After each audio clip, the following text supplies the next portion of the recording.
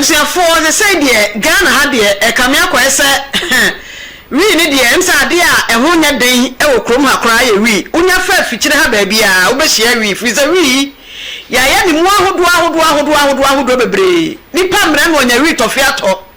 ene mpanyimfo ni bi kura tete program ase a ni ehwane wi tofe eto yanum ene yesi efre bibi laka de de nsa hyei ene so se mabuni guso a wo mo enum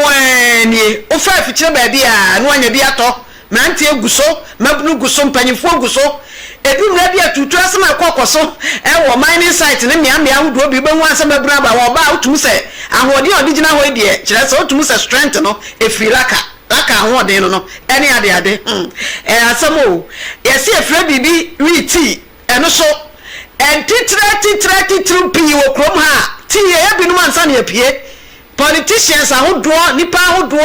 business people ahodo wo munyina na famudan kwa de eni ejai wo mu ni famudan mekai famudan wo mu ni na wanso nim kwa se famudan etuwa be musa de yeda no wa kire etiti etumi de juice bi ni nema bi fra tiwi ni wa kire bowi otum se wani so ankasa ho ayode ene yo man mu yesi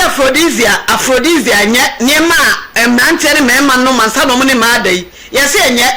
ega nkofo so mutie na omutie ye chi no omu de akwa wi ni so ene kofo ma bre fisa brante ne fra kire ho no onya oba bia se de wasi akwahia ma na ba ne kon ho ene ade no obubbo wi ni saa no onya obi ba ko ni sisi achi denden wa hia ma ye denden ti se ko tare kwan asamo wi na ne aphrodisia esa aphrodisia no a mo se ye nyan na omojai no aya afro wi na be so ho wo mo no ma no pa wi ne anwumre wi nkofo ma pra nkofo ma no mo chere se wi fo ibi so de se bi be fa wa kwa mu a ebi ne wo mpena ana wo yire e be fa wa kwa mu a eye de ye obegya na kodi nachi mo me he ho asam nka o ne ani de wo wi nim Humehwe eho asamonka ye nim de wom akora bia wasiso a obedi wi ni achi bia yentunifo akora ba bia ni wa odi wi ni ba ma chi a yentunifo etuo wotunifo entu omani ska bia tibusa se bia na wasa wi nim abusuafo ade no ba bia ekono abiyo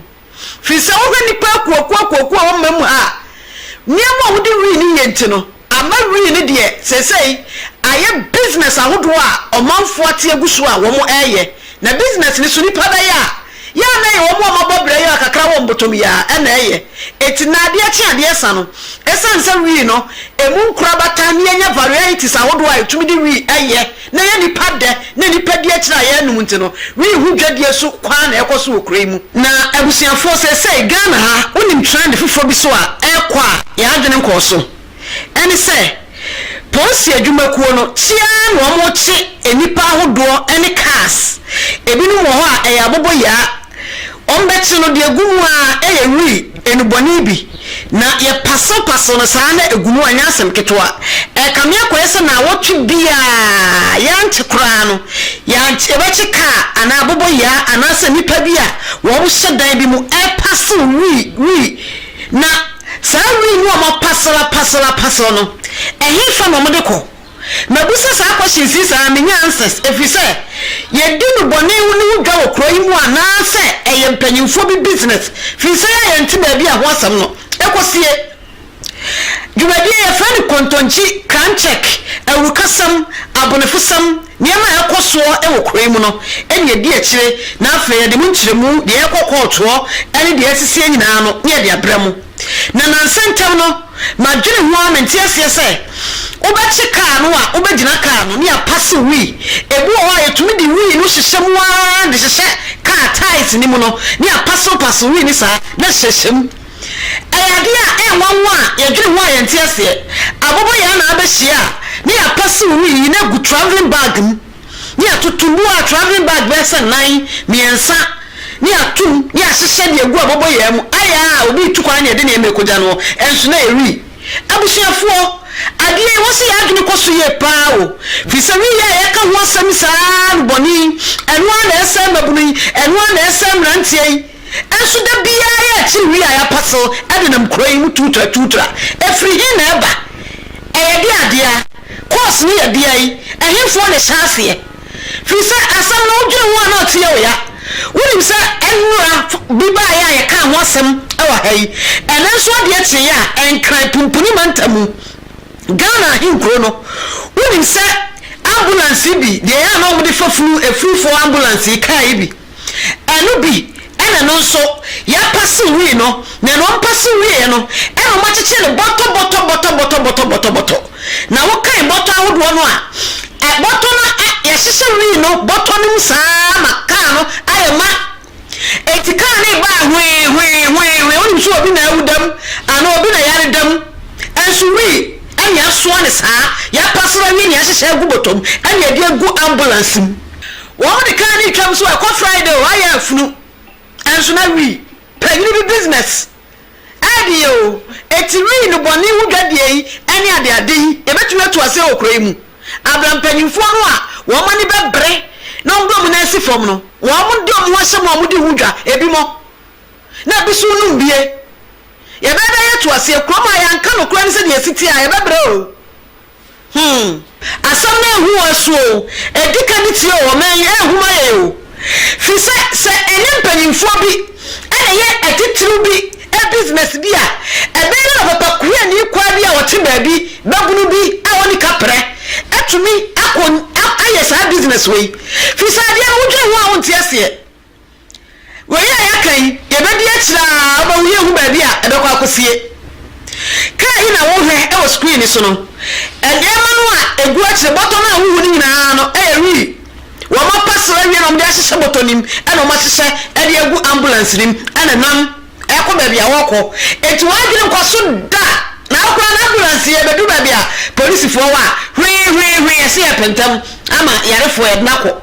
enso na wi anya ri twam saa no abusianfo ka ye si woi empanyimfo kire se enkan baby potiana esie no labadi wo mo drinking spots bi wo a ye frɛ no Jamboree drinking spots eho la mami eho poten ni baby a na wo mo de ka na tumi afamu ambulance na famu afei na ye de aba besie a kire se ye hwe ni asade akọ baby ye de ko eri se posifo adwene ko so a wo mo ko ya wo mo akọ kire ka no wo bie mu a na kire se boto hyehyem ye mie bie boto ni nwere mu a na kire se wi ere gumo no mo ka ye no Parcel no ko ano 700 Parcel no ko a ena wachi so 473 rappers eno no ye de o ma rapo serious o enwa besa 351 ena no ye cheye ena nso so de ya cheye ni ekeka etwa mapem ehi ni ekọ ehi for business ehi for adwuma abusiafo saasem wei kontonchi crime check ebeko so adie kire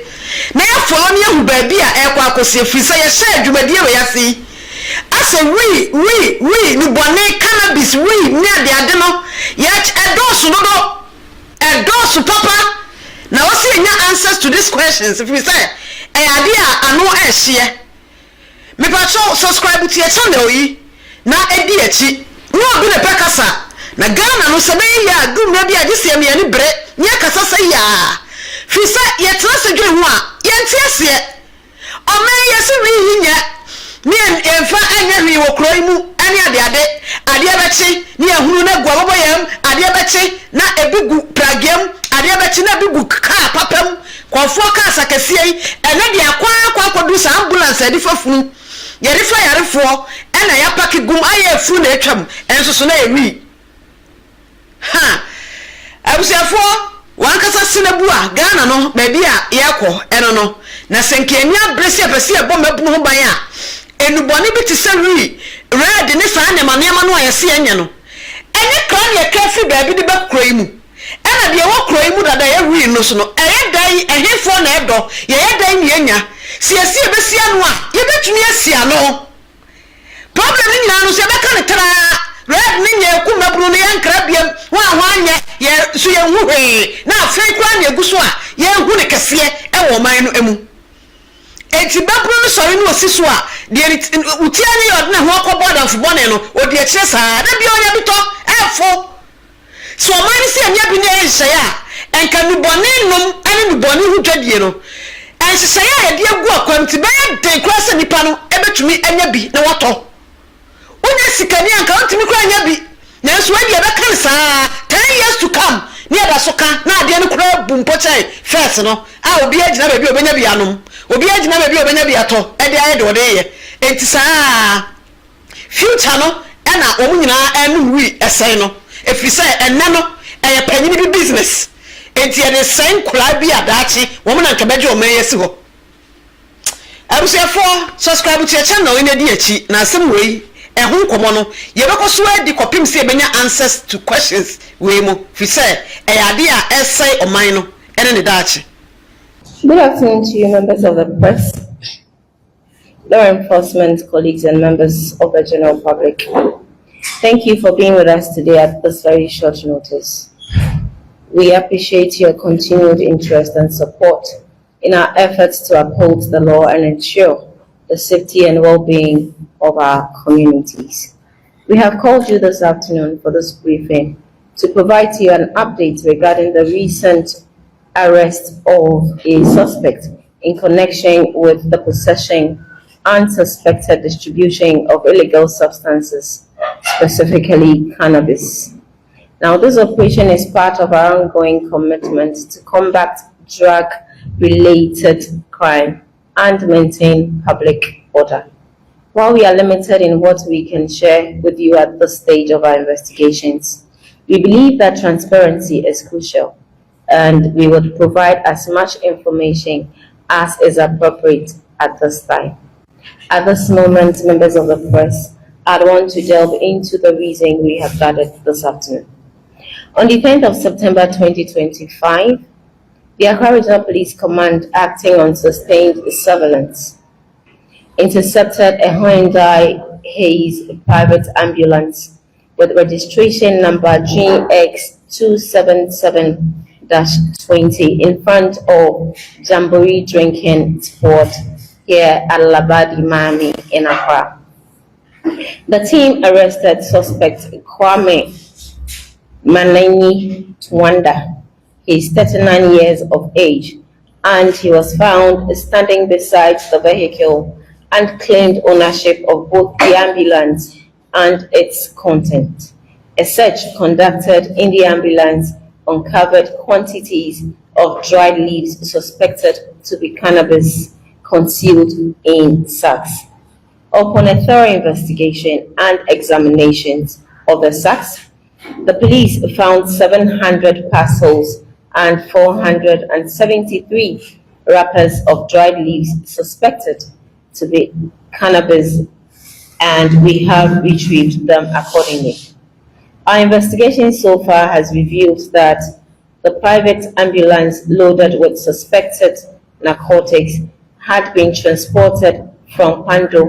in the Volta North region and was on its way to Accra for onward distribution to interested buyers here in Accra and beyond. The suspect has admitted that he has been engaging in this illegal activity since last year.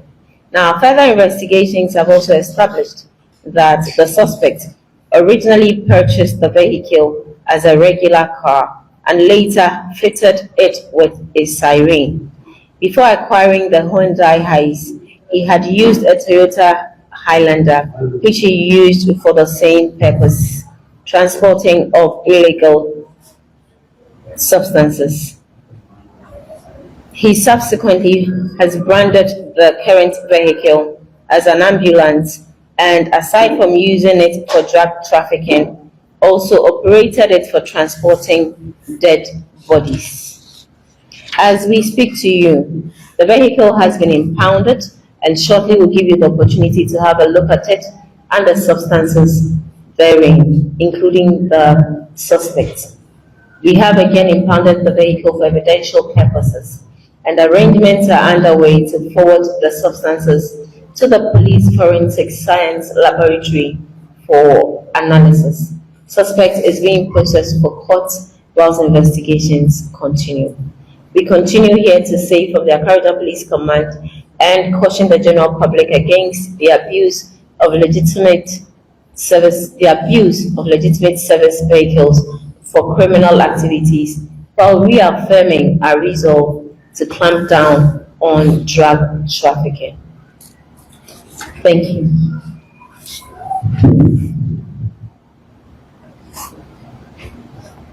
Would allow for some questions if there are.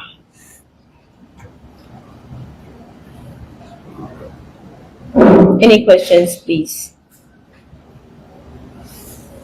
So just start with, if you know who is ambulance belongs to a hospital, or it's just a matter of individual guys using the sites. So I did mention in my briefing that this is an individual who has purchased a Toyota Haze and has branded it as an ambulance, and so it's a private affair. It's not for any commercial use or for any government clinic or hospital. It's his personal car that he acquired and is using it as an ambulance. Any other questions, please? Any other questions, please?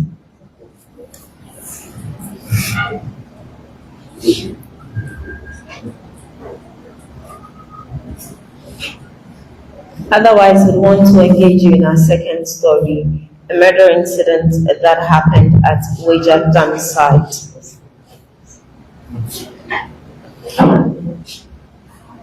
On 10th September 2025,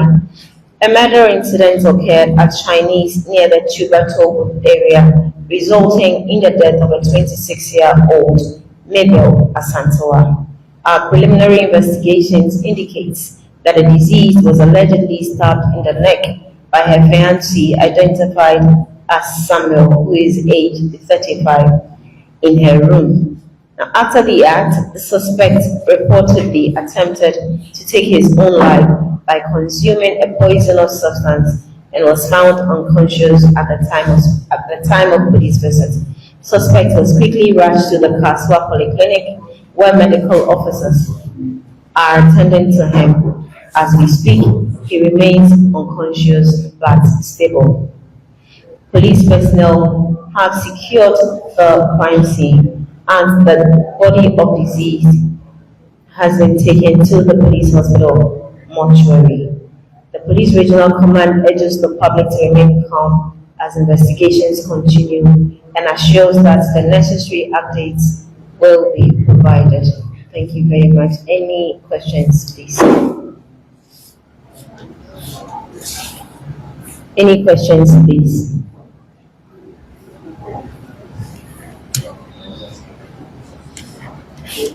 Please, do we have any questions?